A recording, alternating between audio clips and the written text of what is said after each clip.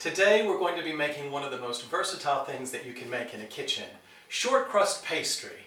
You can use this pastry in all sorts of ways, like for the vegetable pasties that we're going to make later today, or for mince pies, or apple pies, or even if you've got a stew, you can put a pastry lid over the top and it makes a delicious pie in the oven. So there's lots of things that you can do with this very clever tip.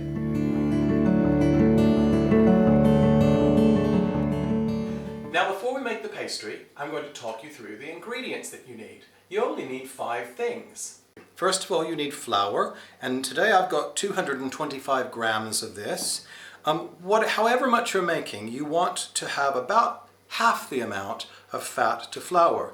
So today I'm using butter and lard. Now, we used to joke about lard when I was a child and make it seem like it was the worst thing you could possibly eat. But it's actually a natural fat. It's an animal fat, so if you're a vegetarian, you don't want to have lard. But it's much better to use lard than it is, say, to use a hydrogenated vegetable fat. And the one that I've got that I won't show you, the very first ingredient was palm oil. And we know nowadays that palm oil is a big no-no. Unless it's sustainably farmed, as they say. So we've got butter and lard, and my recipe doesn't call for salt, but I always add a pinch of salt, and by a pinch I mean a good amount. That's probably just over 1/4 teaspoon, and then cold water. Now I have added ice to this water because really you want to make it as cold as possible. So now I will show you how to mix this all together. First thing I'm going to do is to add my flour and salt into a sieve, and then sieve this into my big mixing bowl. And you want to use a large, roomy mixing bowl.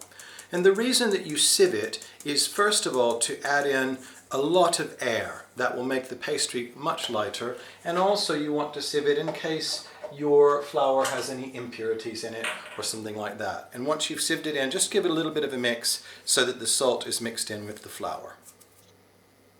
The next thing you want to do is to add in your fats. Remember, I'm using butter and lard today.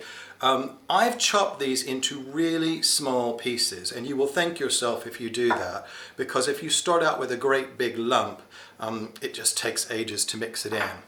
Now whenever I'm making pastry at home, I use my food processor, and it just makes all of this the work of minutes, but it's quite fun to do it by hand. And so here goes. So the fat has been added to the flour, and then you take your hands like this and you gently just start rubbing it in, and just keep going like this until you can't see any big pieces of fat in the flour. Some people like to mix it like this using the pads of their thumbs, but what you don't want to do is to scrunch it up tight, because then you end up with balls of dough and completely raw flour in other bits of the bowl. And keep mixing in the flour and the lard and the butter until it becomes a texture like breadcrumbs. You don't want any big pieces of fat or butter or lard in yours. It wants to be all even and the same.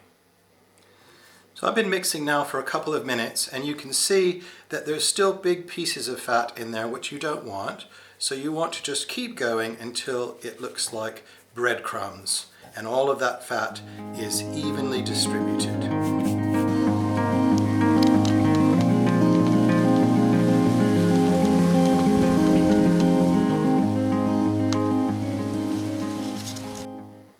So I think that looks pretty breadcrumby.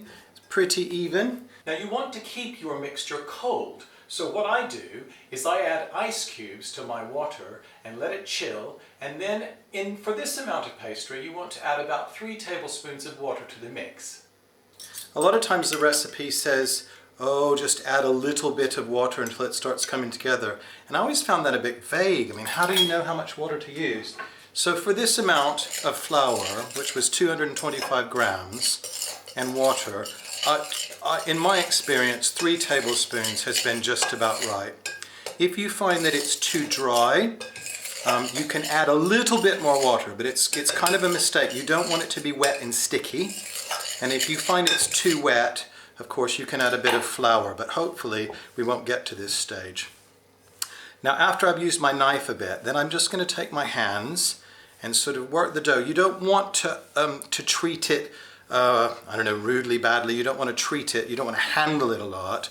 You just want to bring it together until it's a ball of dough. Now mine does feel a bit dry, so what I'm going to do, am I going to be tempted? Let's just see. I was going to add a bit more water to it, but it started coming together.